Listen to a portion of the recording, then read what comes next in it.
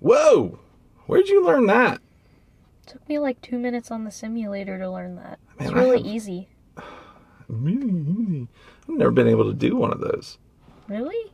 It's Yeah, but I mean, look, dude, when I started flying, you'd build it, you'd spend a long time building it. It wasn't like we had all these YouTube videos to, frickin' tell us what to do, and then we'd fly it, and within 3 seconds of flying it, you'd crash it and burn up half the components, so then you gotta throw more money at it. You don't even know how good you have it. You realize that? It's just ridiculous, man. It pisses me off. It's fun in the simulator. You should have struggled like I did. You have a better appreciation for this now. Man, I don't know, just keep on flying. Freaking spoiled brats. I think money grows on trees. Hey, what was that called? it's called a roll. Huh. I've heard of this. I've never been able to do one. Pretty wild. I guess. Ladies and gentlemen, welcome to the Michael Rollins Show. And today, this man that we have with us with an amazing beard and a beautiful head, he is very aerodynamic up top and not below, is Kevin Halterman. And I probably just butchered his name. That was perfect. Thank you. He's also very generous, ladies and gentlemen. Kevin is the founder and product owner for Liftoff. How are you doing, buddy? Yes, correct. Thank you. I'm doing great. It's been an interesting year, and considering everything that happened, I both on a personal and professional side of things, I'm doing really great. So thank you for asking. Any exciting personal or professional things you want to share? You don't have to.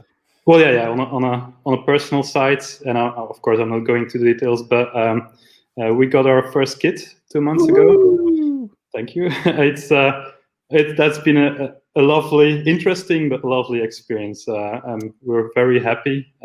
It's made things also interesting on a professional side because I guess when all of that happened, we launched our console version of Liftoff, for example, and there's been a lot of other things going on with Liftoff, and it's been an interesting way to figure out how to combine all of that. But happy to say that I and then my wife and I and the team, of course, that we figured that out.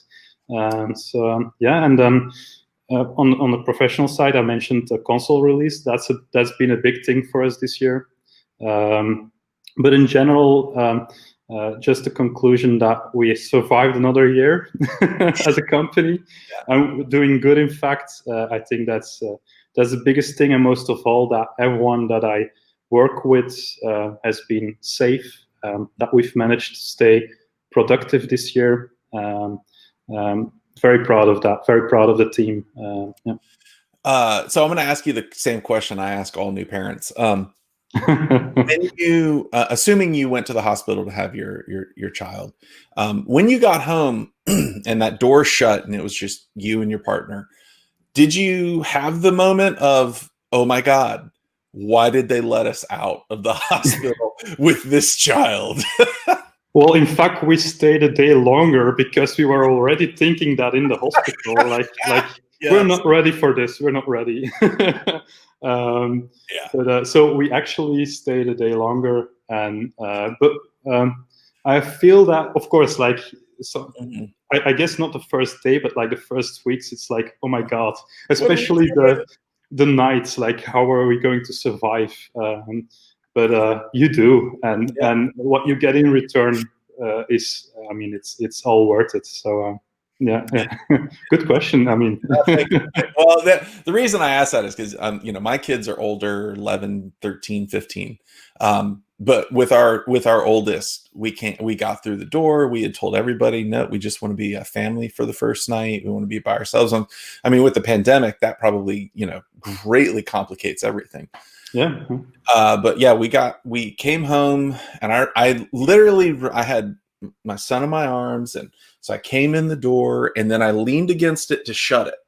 And as soon as I heard that door shut, I had this moment of panic. I was like, they let me out of the hospital with a child.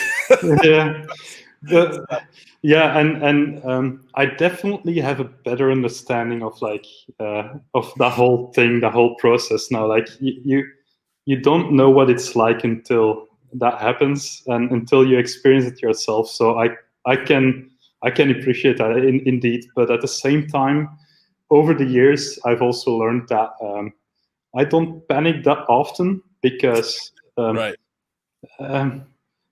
I know that it's a bit of a trust in myself, I guess, that I know that me and the people that I'm surrounded with will figure it out at the end, no matter what happens. And we did, definitely. But I did get a bit of the feeling as well, like, Yeah. damn, it's happening. What is but yeah, I mean, we also live in a time where if you're unsure about things such as the first days of having a baby at home and you're not sure what to do, there's the internet. You can call people. You can so there's a lot of support, and that makes a big difference, I think. For sure. So going back to Liftoff, y'all launched on. Excuse me, I'm got a little frog in my throat. Y'all launched on consoles. Which ones did you launch on? How's it going? Have you seen pretty good uptake? Yeah, so we launched on PlayStation 4 and Xbox One. Okay. We didn't launch on the new generation that got released, but it is available. And I choose those words carefully. Like, that's how we should say. So it's, if you have the new consoles, you can also buy it on there. But it will show up as a PlayStation 4 or Xbox One game. Though how it's being received, it's been more challenging than we had hoped. Part of that has to do with retail being difficult. So this was our first boxed game, which is like, for us, that's it's a dream come true. And in fact, I actually have the box here. Being able to hold those in my hands, it's that like is amazing.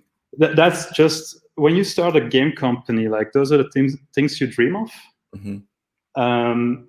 And no matter what the results are, no matter what sales are, or reviews are, or just how people respond, just being able to do that, that's like a big achievement, and that opens a lot of doors for us. And it's been one big adventure. So to that extent, like, the product that we released, we're happy with it. And that's a question I asked my team even today, like, how, if we know the things that we know today, how should we have done things differently? And I think everyone was like, yeah, I think we did what we set out to do.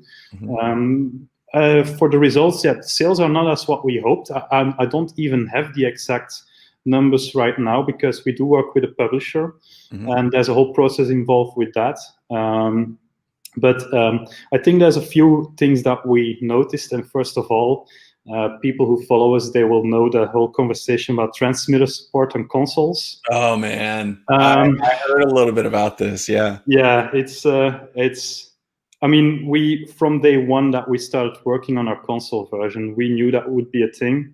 It's not a topic that we ignore. Like, it's something that we've actively looked at, and we still look at. But it doesn't come, like, support of third-party hardware doesn't come naturally with a game console. These are closed platforms, and with good reasons.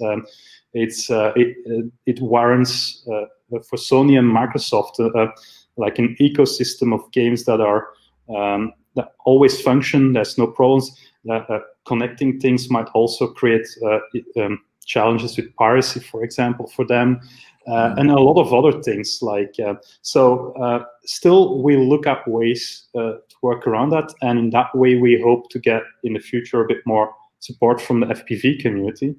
And then from the gamer's point of view, because this is definitely a simulator game released on a game platform, being played or designed to be playable with a game controller, we notice that they do require at least a minimum of interest in the topic of drones for them to enjoy this. At the end of the day, it is, although we made it a lot easier with our what we call assist features, it is not a casual arcadey race game. It requires a bit of effort, and once you put it in, it's fun, it's great, you get the excitement of FPV, but it's I think it would help if we can convince the FPV community more and then they talk about like to people who might be interested in the hobby but just don't have the resources to invest in it, both in terms of like money but also in time, because FPV has a steep entry point.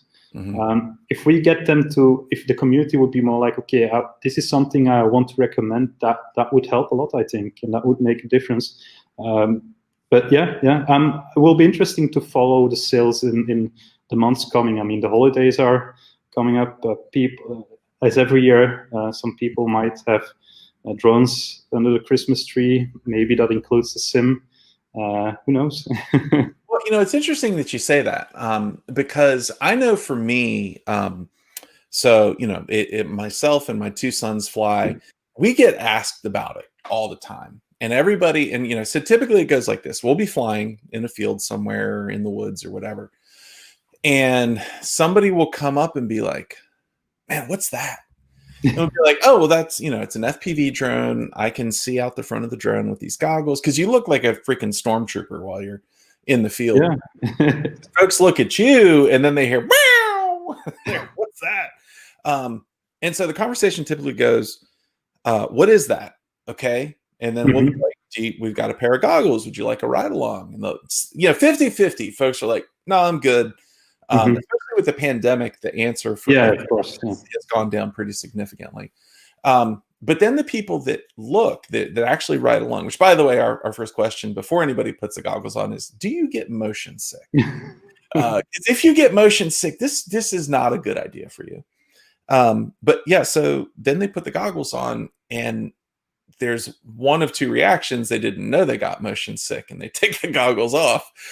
Or almost invariably, the next question is, how do I get involved in this? Yeah. And so, back in 2016, when I started this, it basically was like, well, I want you to take this stack of 20s and light it on fire. Because you're going to build, and first thing you're going to do is smoke everything the first time you plug in, and then you're going to build again. And you might smoke things this time. It probably won't be everything. And then you're going to buy all the other gear that you need, which is, a few $600-700 at the time. And then you're going to plug a battery into it and you're going to get it off the ground and destroy it immediately. And then you're going to go back to the bench and you're going to build for the third. And it was, for me in 2016, it was incredibly expensive. And intimidating. It's not just a money thing. It's like intimidating. If you don't have a workbench, for example, as silly as it sounds, but I was on my counter. Inside. I didn't have this shed back then. And like to the point where one day, I'd never worked with solder before. I didn't know that it had lead in it. And so I'm sitting here soldering on the kitchen counter where everybody eats. And I was like, oh, that's not good. When I finally figured out that I was like, this is not a good idea. So I ended up moving where I soldered. But yeah, I mean, it took me probably 2 months to build my first drone and less than a day to destroy it. Yeah. But even that, like, you spend a whole lot of time on this before you got before you get the benefits from it, before you get rewarded for it. And that makes you and most pilots, I feel, in the FPV community, like a very small niche of people. Like a lot of people get excited for FPV when they see it and they're interested, but this steep learning curve and the challenge of it, some people find that appealing, but not everyone. And I think that's one of the biggest challenges that we have as a community, as a hobby. And just touching on building a little bit, I don't have to build as much anymore. I have my drone. I think it's right here. It for the most part, I typically will just replace parts, right? I'm a freestyler. I don't race. But I replace parts and I keep flying. I might that's a new frame that I just swapped to, but for the most part, everything's good to go. I recently, as of last night, finished up a new build for my son. And I had to, thank God for smoke stoppers. I didn't have those when I started.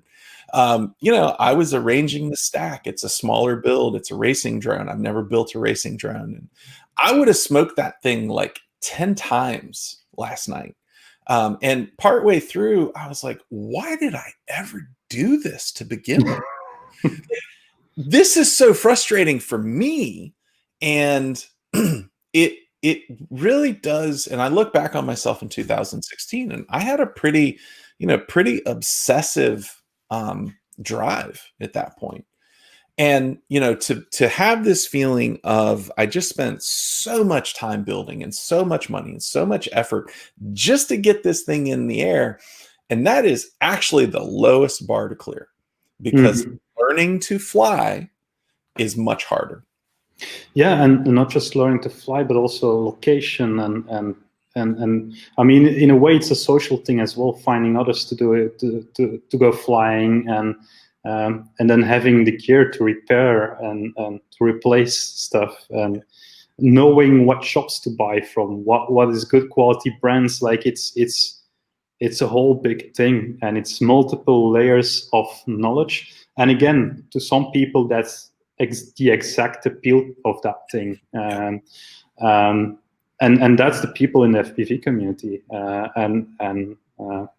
it's amazing to see what people do and learn, and just to get that kick of FPV. It's yeah. So going back to the folks in the field, they've put the goggles on, they liked it, they want to know how to get started. It used to be, okay, burn this stack of 20s. In the past 2-ish years, my response, and especially since I saw what it did for my sons, was go home, download Liftoff. And like, I'm talking, maybe I'm just blowing smoke, but like we actually literally say, go download Liftoff. Go ahead. It's I appreciate that because I think that's the biggest compliment anyone could get for a product. If people recommending your product, I mean, that's the biggest compliment ever. And it's something that we have seen a lot, and it blows me away. And it's the reason why we, as a small company, as a small developer, are successful, and why we are doing good. It's that support of the community. And let's be fair, the FPV community, they're not easy going. Like, if they don't like a product, they will, I mean, yeah, right. No, they don't accept I don't know what you mean. No, of course. Like, I mean, they're in a way, they're the most honest audience, or the most honest customer base that you could wish for.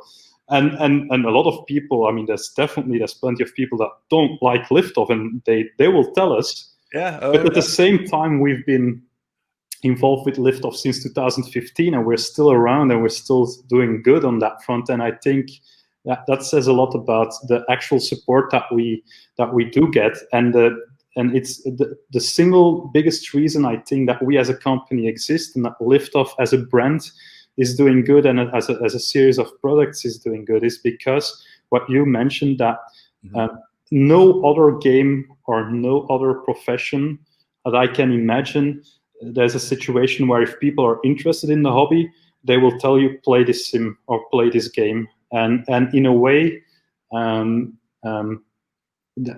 it's FPV is a very small niche, and as a developer, you would say, well, we don't focus on niche markets. There's only a small amount of people that you can actually reach, and the market is too small. There's not a lot of growth potential.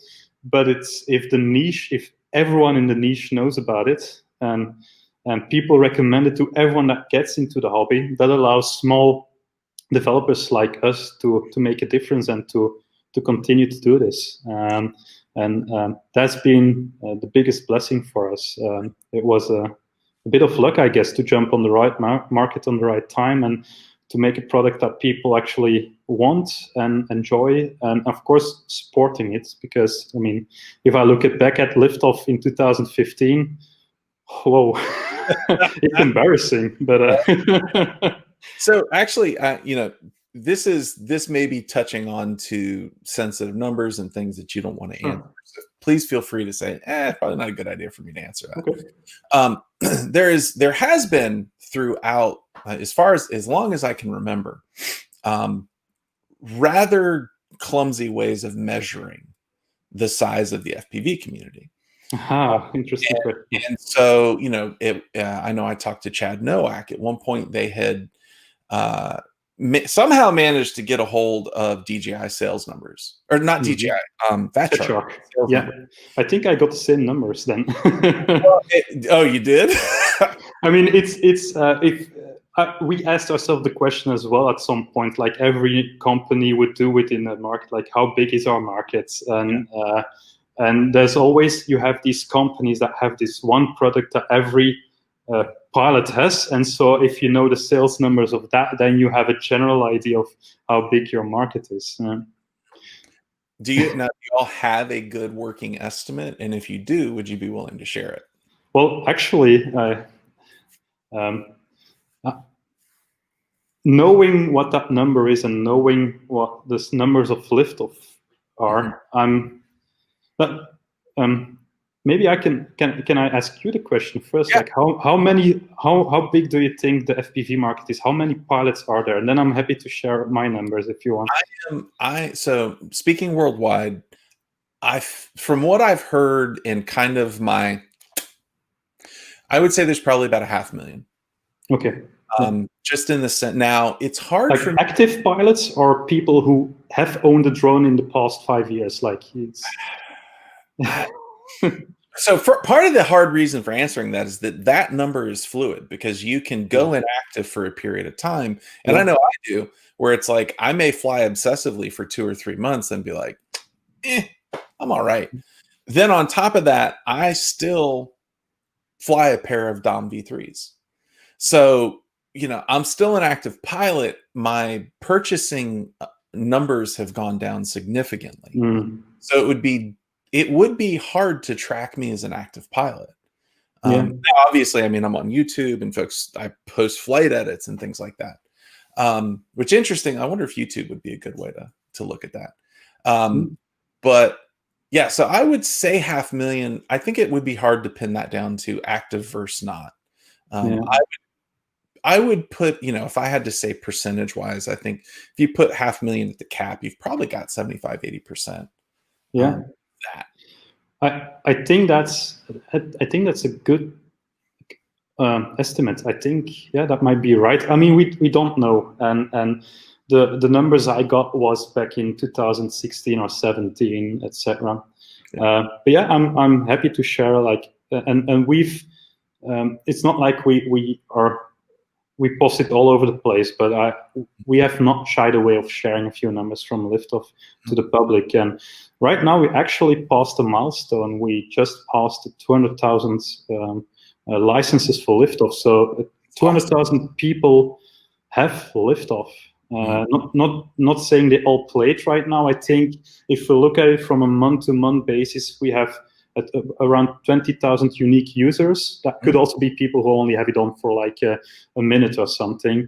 But at the same time, we have these like celebrities in our mind, Liftoff celebrities, like someone called Mekon FPV, Shane Hurst. I just checked, and he has 6,000 hours of Liftoff logged. It's like, it's an immense amount. It's absolute crazy. And hold on, just give me 1 sec. I gotta do math. All right. So we asked him, like, do you have the game running in the background, not doing anything? And he says, well, maybe sometimes, but in general, it's me flying. And 365 days a year, at 24 hours a day, that is 8,760 hours. So if he's got 6,000 hours, more even, he has been flying for at least 24 hours a day for 3/4 of the year. And there's more people like him. Like, I mean, there's a few names, people I can name, but like, there's a few that definitely passed more than 1,000 hours of Liftoff, which is like, I mean, I'm involved with the production, and I can't even imagine what I would do all that time. But I think a part of this is as well, and I do have to say, Mikon, Mikon FPV is not only a big name within our community because of the time he played, but he also contributed a lot in our track builder. So in Liftoff, for people who don't know, you can create custom tracks, and there's been thousands of tracks, and like he's spending a lot of time building these and testing these, and I think he has 150 or more custom community tracks that he made. I think that's also a big drive for people to come back and play Liftoff. It's not just the 60 official tracks that we have in the game. It's like, in fact, I should check how much it is right now, but a few thousand. Give me a second, because I'm always surprised myself how many it is. Tracks, yeah, 4,780 race tracks. So it's almost an infinite amount of content that is available for Liftoff, and people keep building stuff. And I think that explains a lot of why people keep spending time in it. So it's I consider the success of Liftoff as much. It's a team effort between the Liftoff team and the community in a way. Yeah.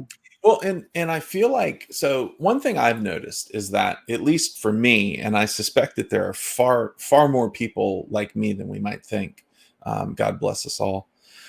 Is, there's flying, right? There's flying, and flying is fun.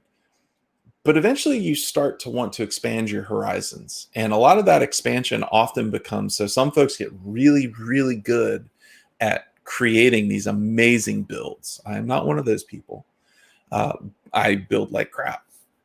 But then other folks get into a form of content creation. And so, for me, this show, right? This is not just me being interested in FPV. It's wanting to give back. It's wanting to be able to take a piece of myself and put it out there for everybody else. And that's by asking the questions of folks like you that I'm curious about. I think the fact that you have somebody with over 6,000 hours who is creating, I think that says a lot about the community that you've built up, because you don't spend 6,000 hours on anything unless you're passionate about it. Yeah, and again, that makes this for us a dream project, an absolute dream project. And I'm going to be brutally honest, like, although most of the Liftoff developers have experience flying a drone, none of us would describe themselves as being pilots in a way. Neither, like, as gamers even, we're not really race game fans specifically, and yet this is the absolute biggest dream project we could ever wish for. It's what makes us so passionate about the project is for the past 5 years I got up in the morning thinking Liftoff, and I go to sleep thinking Liftoff, and in between also, family, but from a professional point of view.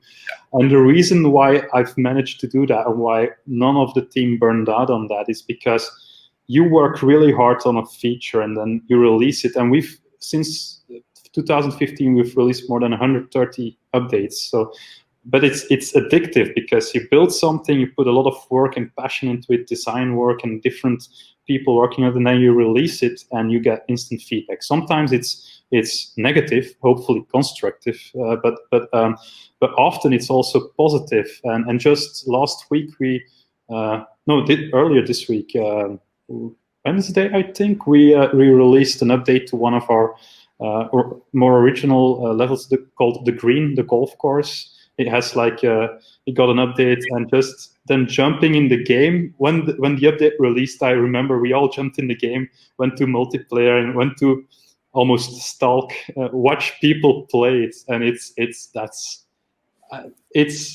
we get a level of enjoyment out of a game that is unique, I think, for developers, and it's lovely. It's fantastic to be able to experience that, and that's only possible with a community that supports it. And that's maybe my last point to that question. But it's a promise that we made in 2015, and it's a promise that we keep. We will keep supporting Liftoff for as long as there's a community that supports us. Okay. Like, Liftoff is doing great, and we could perfectly say, well, this thing will keep selling for a while, and we jump onto the next thing. And we do. I mean, we have some new Liftoff projects in the works, but we will continue to release these free updates because it makes sense, and we get a lot out of it. And I think it also means that Liftoff remains relevant. And so, but that's only possible with a community that supports it. So yeah. And I definitely, there's one aspect of the community part of this that I would love to touch on now, which is we can't get together as a community because of the pandemic, because of everything the world is going through. I won't say we can't, but it is difficult. And to some degree, in some places, we shouldn't. Mm-hmm. And which I'm sure there will be angry comments about that statement. If anybody comes, everybody, oh, I guarantee you get back 5 days after this is posted, they will be there. But yeah, their whole takeaway will be that. It's so funny. Anyways, moving on. Constructive, right? Constructive. Yes, constructive.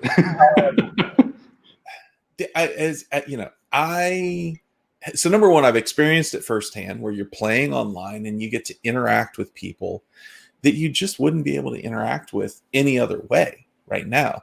But then on top of it, it expands who you can interact with, because for me, geographically, I'm strangely isolated. For me to go fly with someone, it is a 30-minute to an hour drive, which may not sound like a lot, but I got 3 kids, a more than full-time job. By the end of the day, the only time I have to fly is like 11 p.m. And I don't know if you've ever flown at 11 p.m. It doesn't work out the way you think it would. How do you see Liftoff fitting into community creation, especially now? But did you ever think of it that way prior? And do you think of it differently now that the pandemic is going on? In a way, I feel it's the same before and after, but I've always seen Liftoff. Liftoff is not the name of a piece of software. Liftoff is the name of a community, I feel. And the software is a tool that brings that community together. And I know that sounds like a sales talk, but I really believe it. And that's why we have these track building tools. And that's why we don't, like, we interact, like, we're part of that community, or at least try to be part of that. We interact with people. We don't do, and that's both a positive and a negative. So sometimes we don't do the typical, what I call PR bullshit or role playing. If you give me an idea and it's good, I will say that's fantastic, thank you, I appreciate that. If it's not a good idea, I will never say no. I will always say, like, okay, it's interesting idea, but there's these challenges, etc. In some ways, like a PR agency would say, well, you should have said thank you for your inputs. The team will take that in consideration.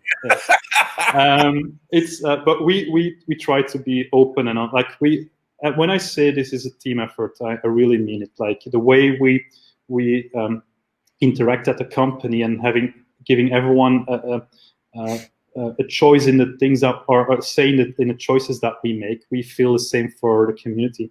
And sometimes that means that yes, and sometimes that means no, and no is never an acceptable answer to some people, I'm afraid. But so yes, what I want to say is in a way that community interaction and bringing people together has always been a big part of Liftoff, and in different ways, in fact. First of all, we have the multiplayer, and you have people who recognize each other just by, not because they've met each other in real life, but just by their, like, Meekon FPV. I know his real name, but I mean, we've been talking about Meekon FPV, and people watching next time they start up Liftoff and they will see him in game, they will, oh right, that guy. And you see that definitely. And we've seen that change over time as well. You had this Liftoff, this group of core Liftoff players in 2015, and some of them remain, some of them have gone, and there's new people that appeared, and that's great, that whole dynamic, and everyone brings something new to the game in the way they interact, how they chat in game, because we've also noticed some people often use our multiplayer more as a chat room than a place to fly, like, because it's a fun way to interact. But then, of course, we also realize, and we experience that, there's also the factor of time zones. and so people from one side of the world can fly with people on the other side of the world. So that's why we have what we call the Liftoff Pro League. And I'm not sure if you've tried that or no, I have not. Okay. So basically, we call it a bit of like offline multiplayer, and it's a very simple tournament system where we every now and then we put up a challenge. We say this track you have 2 weeks of time, and you get like 3 tryouts, and these refresh every 24 hours or something like that. And what that allows people to do is they can put different times whenever they are ready to do it within that period. They can put times on a leaderboard, and they can also load in the flight recordings from that time. So you can basically, someone from the US can load in a ghost data from someone from Australia, and they can fly together in a way. And of course, that's not the real interaction and the chatting, but that was an attempt to maybe deal with that whole time zone thing and bring different groups of people from the community together because of the time zone thing. And then there's a last thing, and that's the one that excites me the most, and that's what we mentioned earlier, the content creators, like people building tracks. And then for a long time we had a guy called Rob Is Now.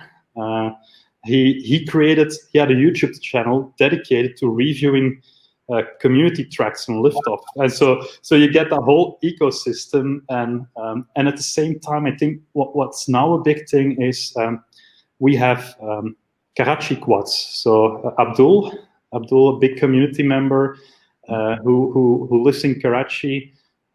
At one day, we saw he was streaming Liftoff, and he was commentating multiplayer sessions at random, like in a stream. And we were like, okay, this is fantastic. So we contacted him. We said like, okay, this is brilliant.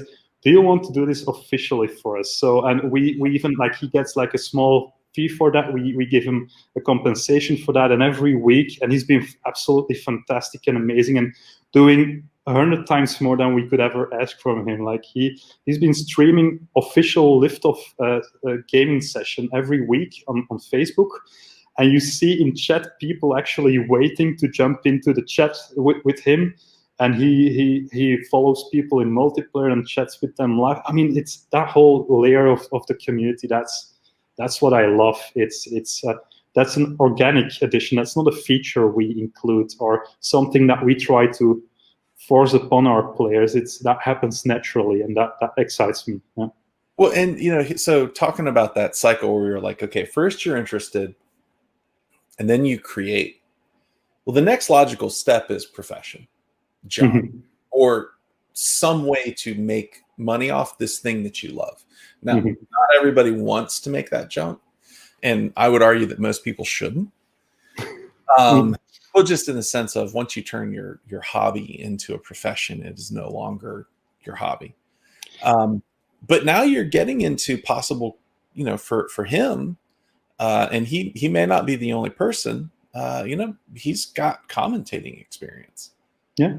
Like when there's leagues, there's actual places he could go do this for a huge audience. And not that Liftoff is not a huge audience, but you look compared to the sports commentators, Joe Buck and all those other guys, they get paid really well. Now obviously football's American football, sorry, my bad.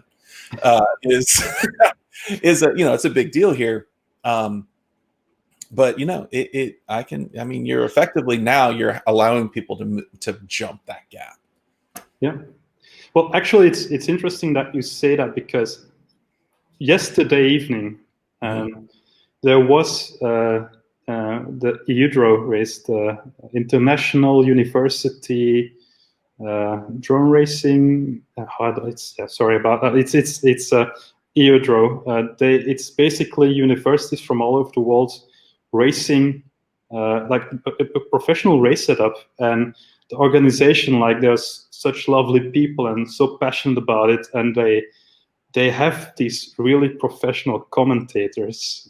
Actually, so yesterday the whole team was actually like at home. Turning on YouTube, watching that, and we all got excited about a game that we work on for 5 years. I mean, we get excited often, but it's like it was really cool to see like a Liftoff competition organized by, not by us, but organically grown because of community and because of people creating initiatives, and then having professional commentators doing that. And that was like, wow, that's cool. It's like, it's like, Liftoff? sorry? They did it on Liftoff? They did it in Liftoff, yeah. And you get this, as developers, you get this imposter syndrome, like that's then like like why do, I mean, so it's funny that I hear you say about these professional commentators, when that just happened yesterday, and that was such a cool thing to see. But then, I mean, then we're talking about things such as esports, of course, and that's also something that we noticed that a lot of competition is going on and being organized in FPV, not just in Sims, but in general. Some are doing great, others less, I think. And often the challenge is that you can't force something like that. And if we then think about esports, like, people have approached us and say, well, Liftoff, it relates to racing, so it's a sport and it's digital and there's a community, so why don't you do esports? And our response is always like, it's not the developer that creates an esports, it's the players. And so the way we approach these things, and I think the example of Karachi or Abdul, like, doing our official streams, we never take initiative in the form of like, okay, we want a Liftoff tournament. We always look what's happening in the community and can we support that instead, because I think that's way more effective. And it's just been fascinating to see that grow, but it also means that we sometimes jump on initiatives and adventures that we did not predict up front, and you never know how those things go. But we try to stimulate those initiatives and opportunities. And But that being said, and that's maybe the final thing on that as well. Like, when you say like big numbers, of course, this is a niche. I mean, we are not Call of Duty. We're not American football, or of course not. That's not an ambition. Well, but that transitions well into the next topic, which is Call of Duty is easy to play. Yeah, it's easy to play. I mean, you can sit down with a controller, and you have 5 minutes into it, you got the basics right. Now, to become, the god of Call of Duty, that's a different story. But most anybody can sit down and sort of figure it out. That's not the case with FPV. No, it's not the case at all. People don't think that way. You're number one, humans don't think super well in 3 dimensions. Some folks do, some folks don't. But I'm curious.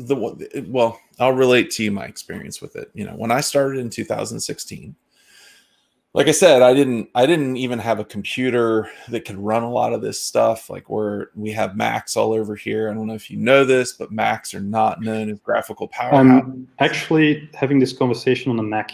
I'm a Mac user, and in fact, half of the Liftoff team are Mac users. So Liftoff is being made on Macs. So the computer I'm recording, this is what I play Liftoff on now. Fast forward to 2018, 2019, my boys started saying, hey, we'd like to fly too. And the first few times that they asked that, I took them out to the field, handed them a controller. This is how we're going to do it. Got to be very careful. And I would just, oh my God. Because number one, it's money, but number two, it's time. And time during this stage of my life is very precious. And so we ultimately ended up not being able to fly very often, if at all. And I was really disappointed because they were really interested, but the learning curve was so steep, and there's only so much you can do to teach them without incurring the cost of time and money.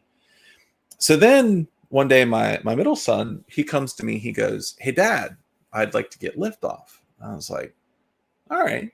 He had a controller. I was like, sure, you go ahead and you download it. And so him and my oldest would play Liftoff for like 2 months. They played Liftoff for like 2 months. And so one day they were like, hey, we'd like to go fly. And I kind of looked around. Everything was in relatively good shape. was like, all right, let's go out to the field. And I was blown away by how good they were. And not even just passable, but they were doing things I couldn't do. My middle son, he comes out and starts busting out these amazing juicy flicks. And his throttle control was unreal. And I was just like sitting there. I'm like, last time I took these kids out, which was like 6 months prior, they destroyed everything. and now they're out here showing me up. And I sat down and thought about it. I was like, it's got to be Liftoff. Yeah, you basically owe us a lot of money. Right? Hey man, you got my money already, right? That's a good answer. It's the biggest compliment we can get from the players, and we often get that, is that people say that Liftoff didn't cost them money; it saved them money. And then, in my opinion, it's mission accomplished. I mean, if you can get that compliment from a pilot, that's the biggest thing ever. And yeah, I mean, you can start a project like this and say, well, that's our goal. We want to achieve that, but it's difficult. I mean, it's difficult to get to a point where the simulator is authentic enough that people first accept it, and then it also really helps them, because at the same time there's also we could give them bad habits or teach them bad things, and then you get the opposite effects potentially. So that's a scary thought if you think about it. But yeah, fantastic to hear.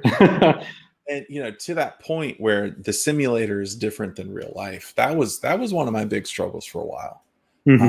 Because I know how my drone flies. I have just this sense of everything, like, it's what I do, right? My sticks move a certain way. If I want to put it through a gap, I know exactly how to put it through a gap. I don't even think about it. It just goes. And I would get onto Liftoff and would actually really struggle with the fact that the inputs were not matching what I expected. And here recently, I was like, you know what? This has got to be like a configuration issue. Can I sit down and actually, like, instead of taking one of the stock drones, build my own and get it to fly the way that mine does? And it took 30 minutes. And I came out with, and I would go fly it and come, all right, I want to change this. I want to do that. Okay, here's my rates. This is what I want my rates to be. The curve looks good. And within about 30 minutes, I had something that flew pretty much just like my drone. And that has actually enabled me to break a bad habit. And go ahead. And yeah, that brings us to a very controversial topic, like how realistic is Liftoff? And I'm not afraid to go into that topic because it's the number one question that we have had to deal with since 2015, basically. And what you just explained is, I think, what explains 90% of the frustration. So I will never say that Liftoff is absolute perfect. Like, it is impossible to create an absolute replica of real life. Are you trying to tell me that infinite precision physics is difficult? No, but it's just to make a point, like, of course, Liftoff is not perfect. Our aim is to get it as close as possible within the limitations of computer calculation power.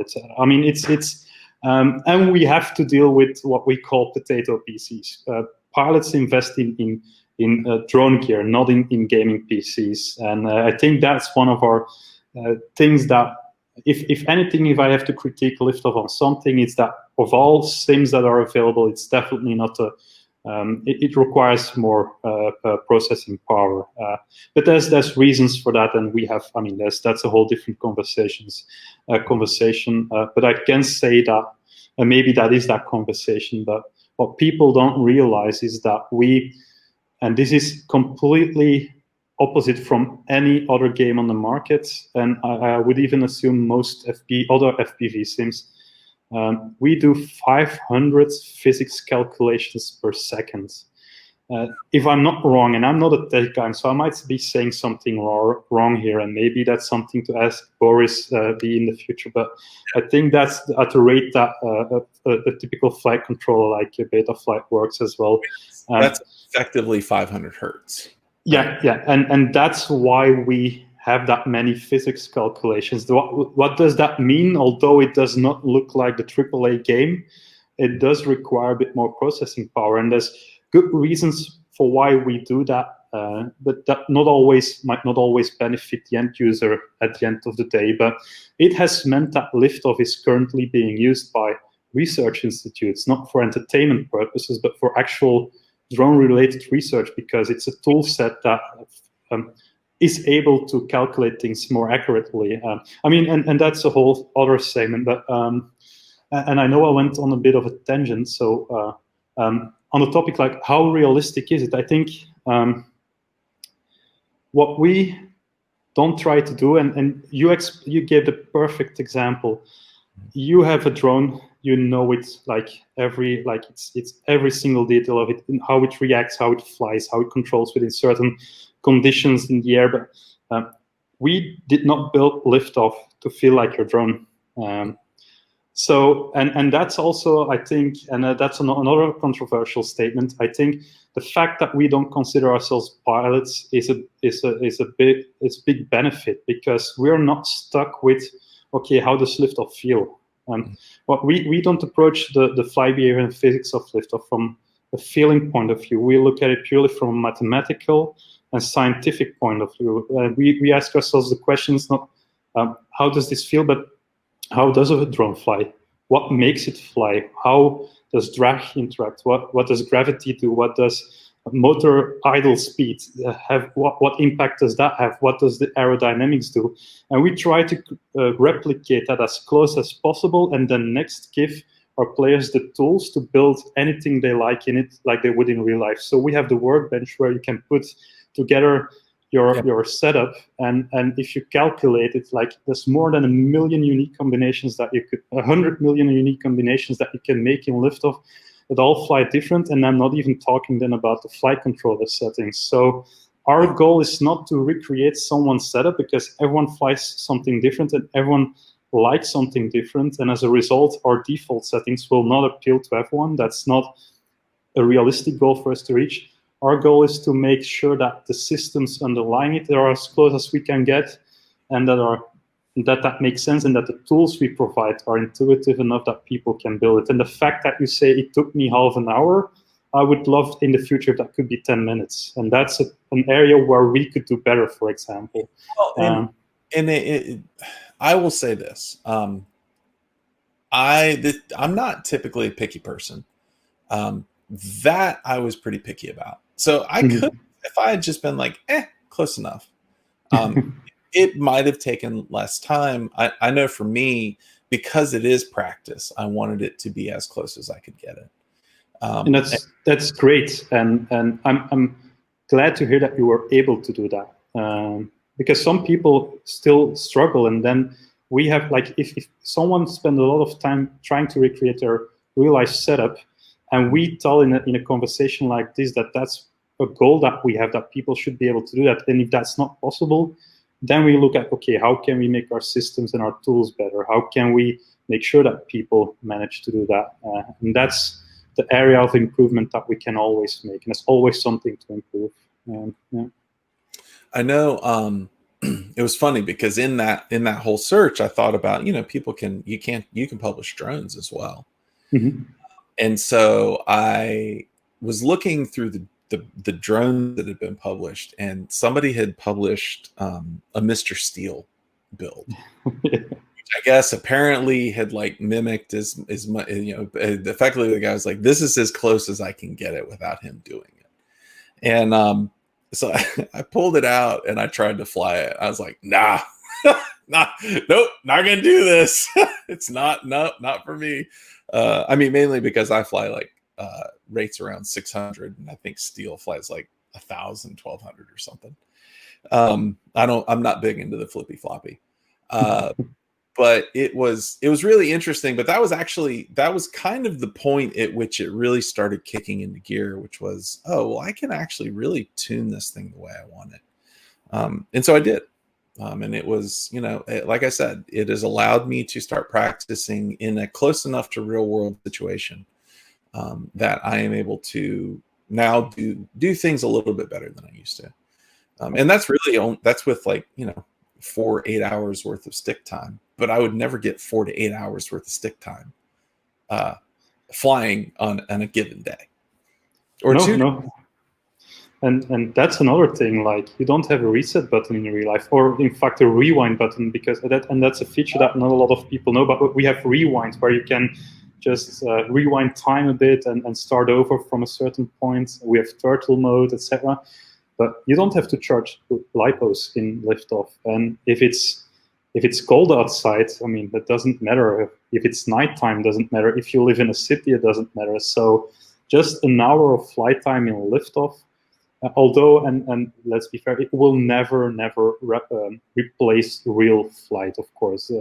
There's certain things that we can't replace, like the thrill and the excitement of the real deal, and also a bit of the scare factor of dealing with real gear. But that hour of flight time, if you have to replace that with real flight, that would be a lot of, I mean, not sure how that would translate. But that'd be at least a day. Because if you figure you've got at generously 3 minutes per pack. Here, we'll go ahead and we'll do the handy calculator.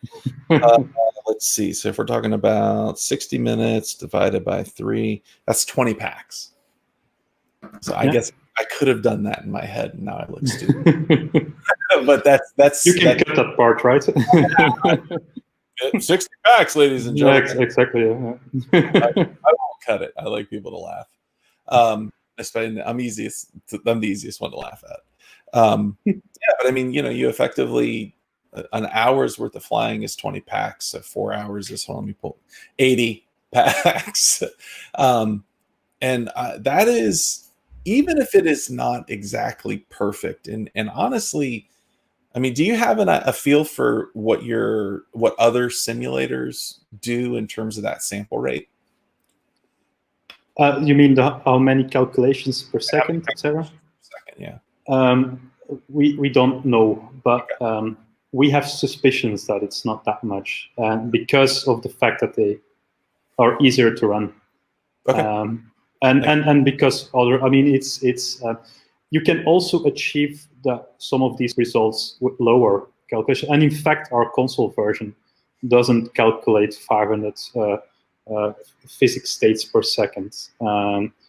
So we know it is possible, but again, there's multiple reasons for why we do the things we do. And because for us, Liftoff is not just about the current FPV drone racing game. We have multiple Liftoff products in production. In fact, there's going to be more Liftoff products, and we've invested 5 years in this very deep, complex, and to us very valuable simulation system where the game runs on, like the core, the engine of what it's all built around.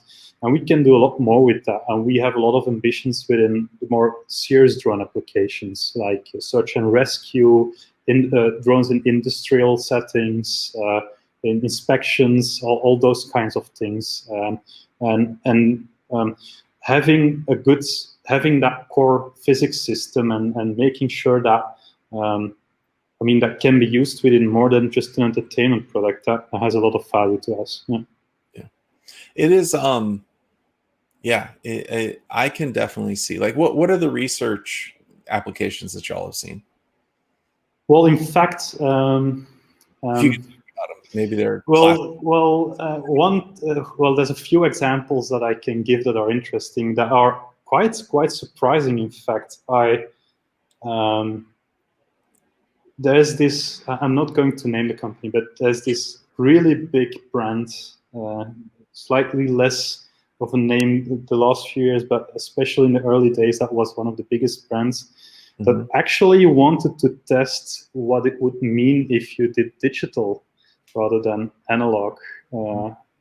And they wanted to test that in Liftoff and see how much latency can be acceptable in what you see and what the drone actually does.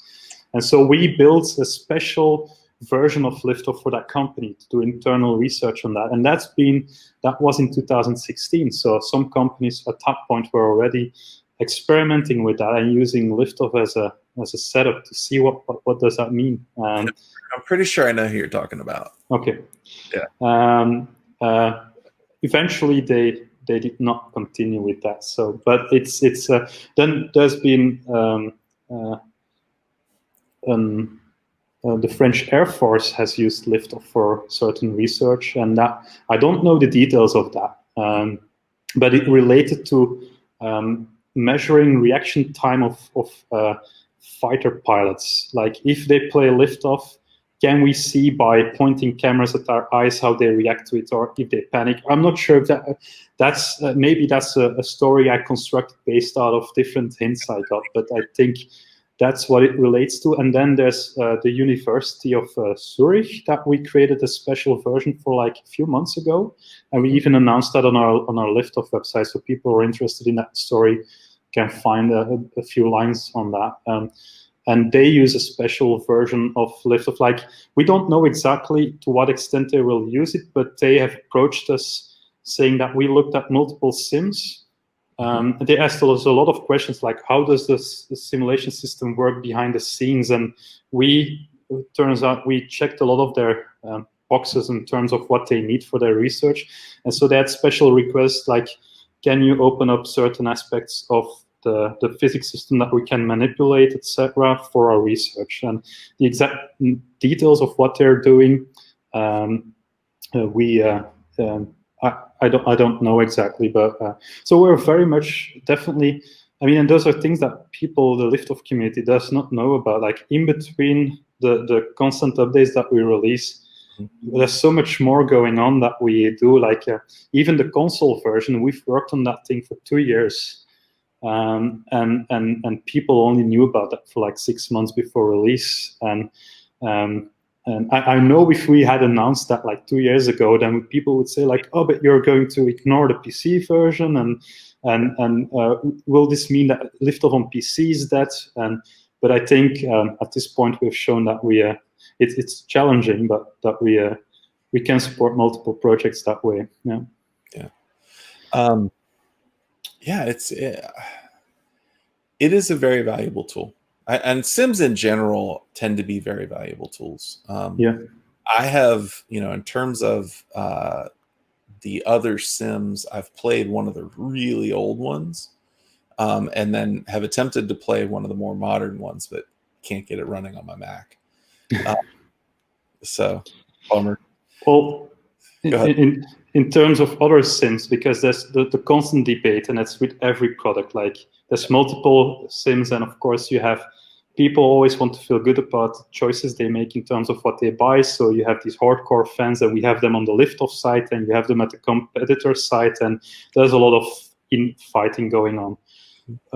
We do have a lot of respect for what these other guys are doing, because we know the challenges and how difficult it is. And although we're competitors, and there has been some like a small remark here and there, in general there's a good understanding and appreciation, and like we respect each other, and I'm really happy about that. And the one thing I always say, in a way, it doesn't matter to me. Like, of course, I want you to buy Liftoff, but if you don't buy Liftoff and enjoy another sim, I consider you Team Simulator, and that has a lot of value, because if you see games like Call of Duty that cost like 60, 70 euros, like for that price of one AAA game, you can buy all the top FPV sims, and you have them all. Like so why even bother? And most people, and the reason why I go for Team Sim, if you play Liftoff for 6,000 hours, chances are you're also going to try the others just to get a look at it, and that's a sale for them. And the other way around as well.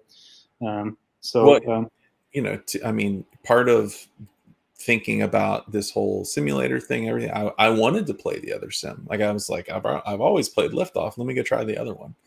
And I was actually kind of disappointed that I couldn't get it running. It's something to do with, I'm up on, God, whatever it is now on Mac, and it's like ridiculously locked down. It kind of pisses me off, but it saves, It was trying to do something in the background that Mac OS did not like. And so Mac OS was just like, and maybe there's an update, maybe I was doing something wrong. But yeah, I actually wanted to just try it. It's like, all right, well, what's the difference?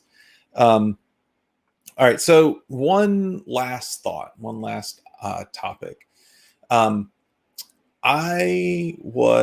Did you ever see the Evan Turner series of interviews I did? I've seen snippets of it because, well, I know who he is. Like, he used to be one of those people that logged a lot of hours in Liftoff, I think. And in fact, there's a few people that on your channel that have started with Liftoff and that have now contracts with certain brands that don't allow them to play other sims. Yeah. We don't. I mean, I'm proud of these guys. That I mean, I think that, and this might be controversial, and I don't think that relates to everyone. But I think some of the best pilots and some of the professional pilots also started in Liftoff. Mm-hmm. And I'm so happy for them. It doesn't matter to me if they also play other sims. Like, I'm happy for them. And that's one of those, a rising tide raises all boats, right? The effect of someone like a DRL being there, at least in the US, is people are more interested. They see it and they're like, wow, that's really cool. I'd like to try it. So that, in a sense, that opens up your market. Yeah. The thing that Evan said, and I had spoken with Nurk, I spoke with Jet, I had spoken with Vanover, and I kept coming back to this one question throughout all those interviews, which is, how do you prepare mentally for the final? This is the last race. It's all on the line. If you win this, you win it. If you lose this, you're the first loser. And so I'd spoken with Evan at the end as the last one, and everybody, Nurk talked about his routine and getting into it, and Vanover had a similar process. Jet was like, I just do it. It's like, oh, right, that's laid back guy I've ever spoken with. But Evan's answer was totally different. He said, well, I put myself in that situation as much as I possibly can. And I was like, how? Like, there's only so many nationals a year. One, how do you put yourself in that situation over and over again? He's like, I play Sims. He said, I race in the Sims, in the competitions, as much as I can. He said, so I get to the final race far more than everybody else. And I really thought about that. And I was like, God, that's brilliant. Because even if it's, a sim, the competition aspect is there. And winning that tournament is no small feat. And so for him to put himself in that situation, I thought it was pretty genius. Yeah, and I think that's a sign of a great pilot. And I know, and I could be wrong, because that was somewhere in 2015. This was before he had. No, we didn't mention which sim it was, because he and I mean at all. Like, I didn't ask that question back then. This was after he was part. He had won nationals, but had not competed in DRL yet.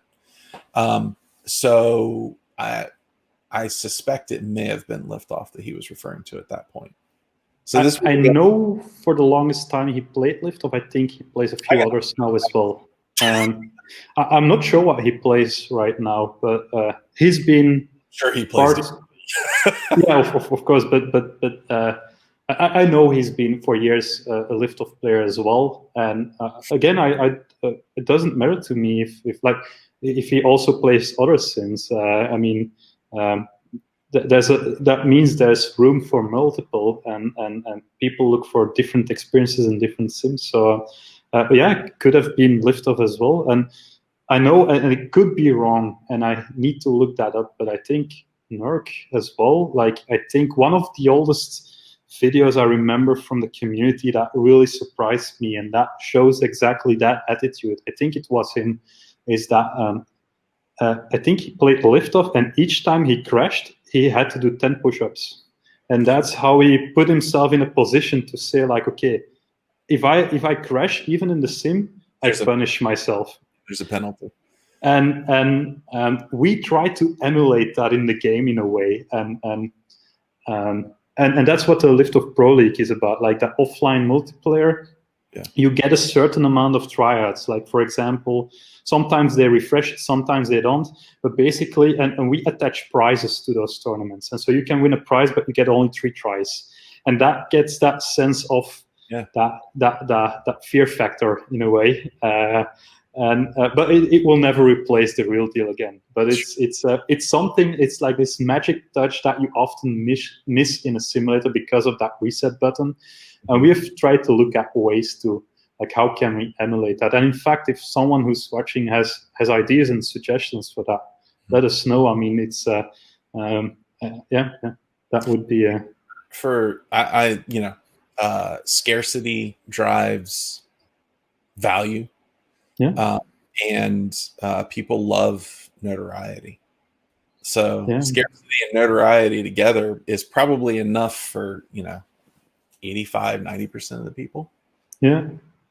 If you know that your name is going to be on top forever, or during that weekly publishing, then it has value to you, and therefore it does invoke that. Exactly. And I mean, I can name a lot of people within the Liftoff community because of them being on the first place, and then because of them becoming a bit of legends within our community and people trying to beat them. And then unfortunately also some of these best players getting frustrated because after a while, if you won the last 10 tournaments, and other people don't like you anymore because they want to win as well. It's like but that's a PR thing. Like that's not because you guys did anything, right? Like sometimes it's good to just lose gracefully, right? Well, and so there's one example, and I'm not sure if that's the reason he stopped. Like it's Offordo. Okay. He's a pilot from Italy. Mm-hmm. For the longest time, he was this. Everyone agreed he was the best Liftoff player. Like no one could beat him. And he won time after time after time, and he's a nice guy as well. Like he's not even bragging about it. It's just, I guess, he placing first, and at some point he's just stopped playing. And I'm not sure if that's the reason, but for someone spending like 2 or 3 years mm-hmm. training every day, being number one, and then I do have a suspicion that might be part of it, but maybe it's not. So, but yeah, I guess that's just part of the game, right?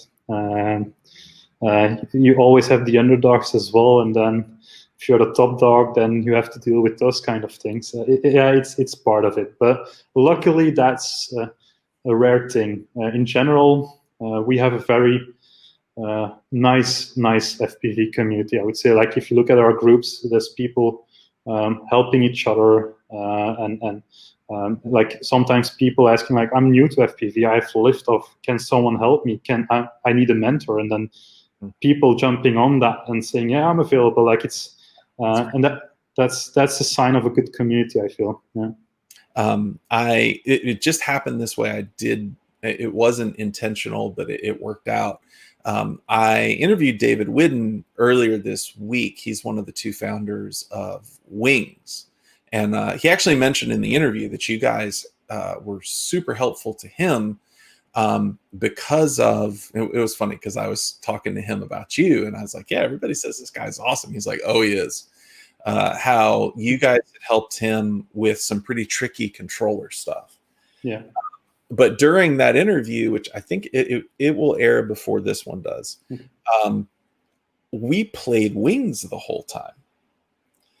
And it's the first time I'd ever flown a wing. And it was, I just sat there because I had the vision of what I wanted to talk to you about. And then it literally experienced that vision on the air with David. as I flew a wing for the first time, it was like, hey, I might actually want to try this. And so it was really interesting to me, you're looking at how my sons have done things, looking at how, I was able to play wings and actually do a pretty decent job, but it would have been really expensive for the first 5 minutes. And then knowing that I am, we have our neighbors have these young girls. One of them is super into our drones. To the point where she's asked, can I fly in them? And I'm sitting there going, no, I'm not going to give you a 5-inch buzzsaw of death. It would chew me up. You're far softer than I am. But, talking to their parents and being like, hey, we have a spare controller. We'd like to give this to her so that she can practice. Is really just, I feel like that is probably the best contribution to the hobby that y'all can make. I mean, there's obviously the community, there's everything else, but just the sheer fact that you guys lowered the bar for entry is, I think, pretty important for our hobby, because it is very hard to grow our hobby. I appreciate that, because we try, and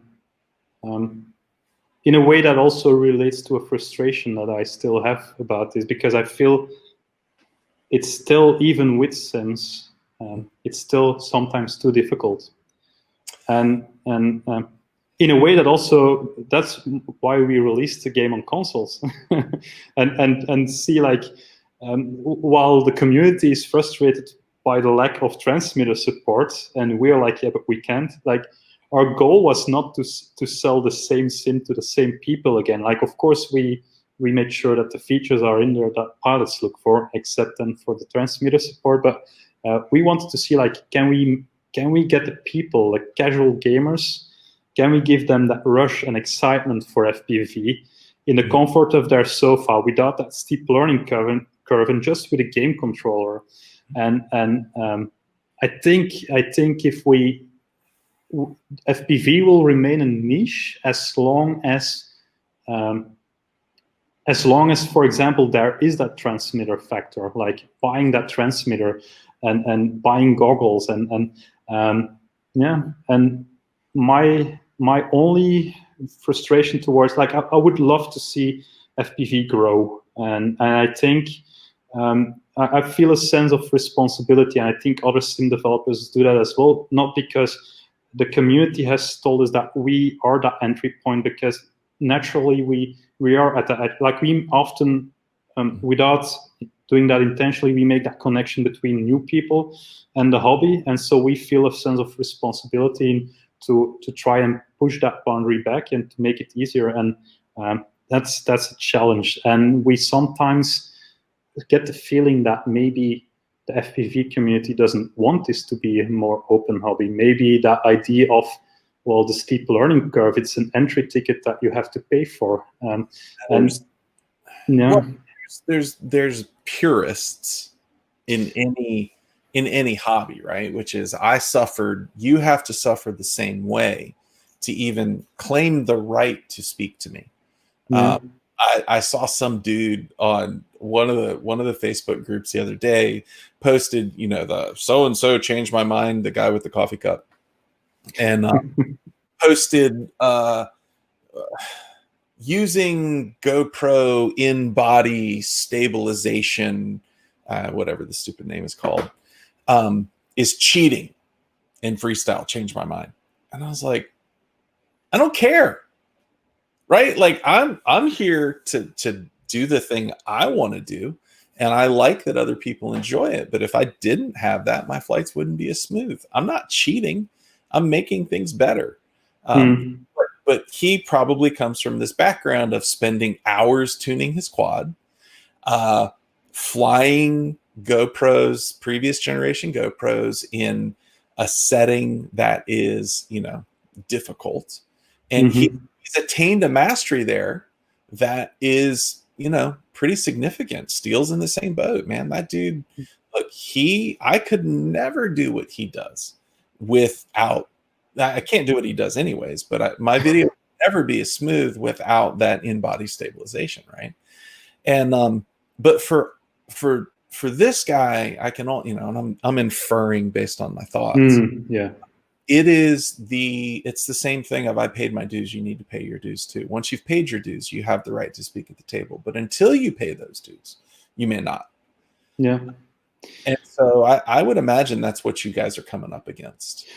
Well, yes, in a way, yes, but I think I think what I refer to are more like what we often notice is that and it's not just Sims. I mean, there's examples. If a product, an FPV product gets released that does not instantly see the FPV community as a first audience, a first target audience, then it gets backlash.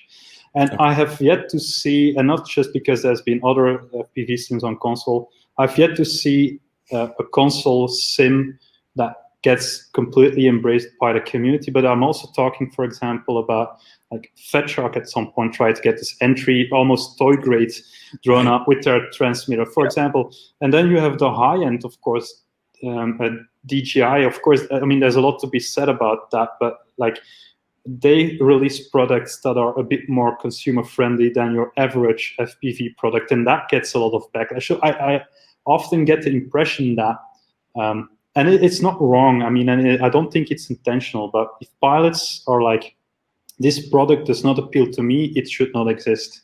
Yeah. And I think as long as there's that mindset, I think it will remain difficult to open up the hobby. And maybe the right question to ask is, do we in fact have to open up the hobby? There's both sides to that, but that's a whole different discussion, of course. Yeah, it definitely is. But all right, I have a feature request. Okay. I have a map request, and you, of course, may feel free to tell me, hey, that's an interesting idea. I'll tell you what, I'll take it under consideration and maybe. Okay. In terms of the map request, I have always wanted to fly New York City. And obviously, that's a fantastic way to end up with federal charges. So have you guys ever thought about building out a map of New York City? Not specifically New York City, but just cities in general. Like maybe I can dive the towers in Singapore. Well, there's multiple levels to that question. In a way, like we wanted to have a city level. So what did we do? We call it Bando City. Yeah. We build a level that offers a city. We thought it like if that was real life, that would still be a semi-safe place to fly. We don't. If Sims are being seen as an entry point into the hobby, then although you could say it's fantasy, give us freedom to do what we want, and in a way that's what track builders allow. Like you can do stuff like that, but we want to at least give provide authentic locations that might be where you would fly potentially in real life. And at the same time, Bando City, like skyscrapers that are being built, are way more interesting to fly than a closed-off building city. The second part of that is technical challenges, and let's be honest about that. Like, if people don't realize that, but for example, for the fans that do know the update that we just released, the green, we updated an old level. We added a water tower and an event area. That alone took 4 weeks of work to develop, and on average, a level that we make, such as, for example, the Russian woodpecker, the Duga dive, where you did the Duga dive, that took us 6 months to build. That's like a 50,000 euro development investment. And I mean, that should not, I didn't say that because I feel that people should know that, but it does show that we have maybe time and budget for 1 level a year or 2 levels a year. And the bigger the scope of that level is, the less we can work on other things. So it's often also, from purely a development point of view, a scalability thing. And then there was one last point I wanted to make, but I forgot. So I think that's the gist of it. Like it's even if we had the time and budget, I don't think we would replicate a living city with cars and people running around. No, I don't want the cars and people. I just want to dive the buildings, man. Yeah, well, so that's what Bendo City is about. That's why, for example, in the green, which is like a very flat level, we added a water tower. That's why we looked at what's the most impressive vertical and horizontal structure in the world. Well, it's probably the Duga. Yeah. So I mean, it's so we do try to look for, and we learn to be. I think we've become better in that. It's not a flat field with some straw bales. I was going to say, like, Bando City is the one we play here the most. I did find a player-built track. It's not even a track. It's based on the blue. Yeah. The Matrix drawing board. Yeah. It is so much fun. I wish I remembered the name of it right now. I think it's newer, but it has so many elements in it that just allow you to practice nonstop. So it is. And we love that the community is able to build the things that we can build because of those reasons given. And in a way, then, I mean, if we give the tools to players to create those things, then that helps us out a lot. And but yeah, I mean, maybe I should build New York City then. Yeah, who knows? Well, do think about performance, because some of these crazy creations, like, they drop performance, and we try to, well, we take responsibility for the official levels, but like, and we can tell our track builders, please be careful, or we could even say, well, there's a limit in how in the amount of blocks you can use, but that would be taking away that artistic freedom, and we want that to be a responsibility for the creator, but also giving them that freedom and to learn from that as well. But we're so, like, I mean, some of these creations, I just told you that it takes us 6 months to build one of these levels. And I've seen community creations that took equally as long for some of our community members to build. So, wow. Yeah, impressive. So, all right. So my future request, and we talked about me earlier making that comment that we shouldn't get together, and I will be flamed for that. But this statement, I just want to let you know, I'm taking my life in my own hands right now. Okay. I would love to be able to simulate a aerial photography platform. And the reason being is that, I have periodically and a lot more recently been flying like a Mavic, for instance, a Mavic Pro, for actual video shoots. And it is an entirely different skill set. Yeah. And it's very, very difficult to do it right. And, just simply the way that we're used to fast twitch with FPV, and the acceptability of a horizon roll is okay in FPV. That's not okay in a different setting where you want a stabilized camera platform. And so, learning how to do an orbit with also a rise as I pitch the camera down is ridiculous. Like, you don't even think about it. You're like, oh, these things fly themselves. No, I mean, yeah, they'll stay in the air, but there's a whole lot. There's a whole lot of challenge. Different skill sets, and yeah, definitely.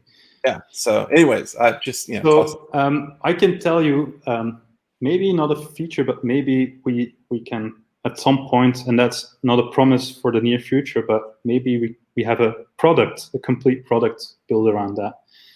That's what I meant with a Liftoff simulator, more oriented at serious drone applications.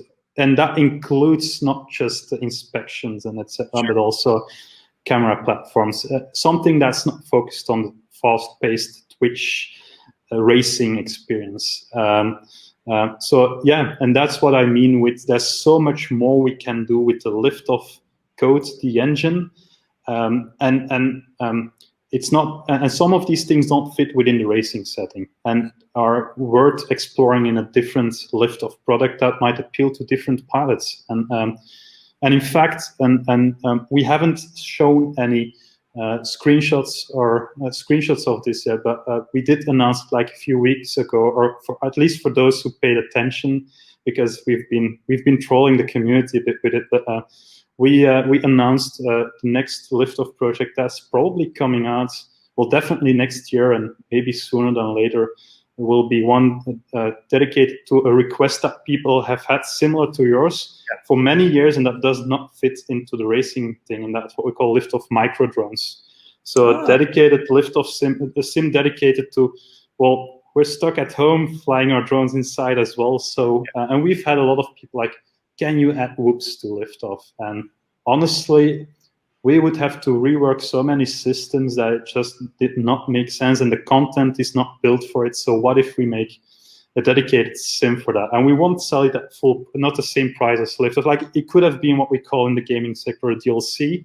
Sure. But it is basically a DLC that we make standalone. So you don't have, if you're only interested in this, you don't have to get Liftoff. And it's going to do a lot of things better on many fronts, like less loading screens. It should be lighter in performance, and at the same time should look better. In fact, and when I mentioned we've been trolling, it's something I had way more fun with it than it deserved and that I should have. But it's something that I've wanted to do for so many years, and in some way it worked. But we had shared footage of that sim on multiple groups like Rotorite, FPV Live, and a few others, not saying that it was sim footage, and just asking, like, I get a blackout at the end, what's going on?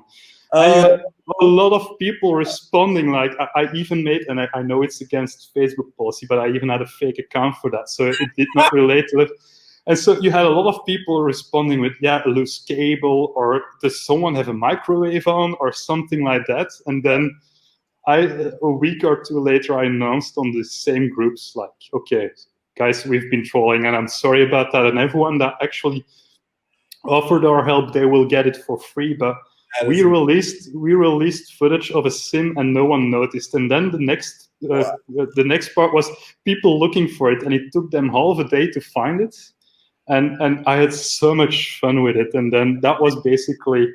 I mean, people already forgot about it, but I wanted to try that, and I think, in a way, that was just a fun experiment for ourselves, but also a bit of like we wanted to see, like, without making it heavier to run on a computer, can we make it look authentic?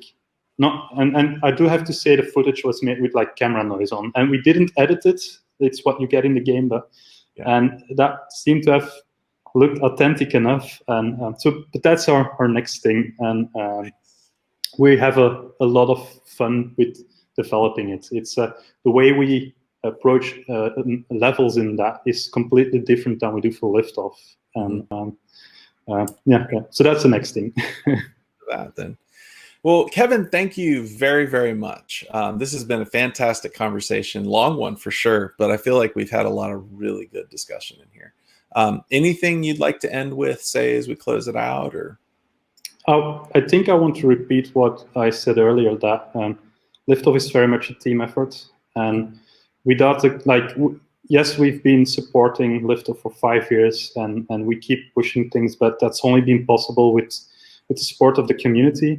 So I want to thank the community for allowing us to do that, and I also, I mean, we're all people that have been able to turn their hobby and their passion into a job, and people enable us in doing that, and we also love talking about our passion. So I want to thank you for allowing me to share that story. That's been great, and it's been a long conversation, but if you allow me, I can talk for days, man. We probably should talk about politics. yeah, that would be interesting, right? That's definitely not something we did before. Not about politics for about 45 minutes before we started the show. But I really enjoyed this. Thank you for inviting me for this conversation. This has been fantastic. All right, folks. Well, that's it. This is the end of a rather extended episode on the Michael Rollins Show. Thank you to Kevin for coming on. And if you haven't, definitely check out Liftoff. It is a really fun sim. And like Kevin said, it feels pretty true to life. So anyways, thank you all very much for coming, and I'll talk to you later. Bye. Bye-bye.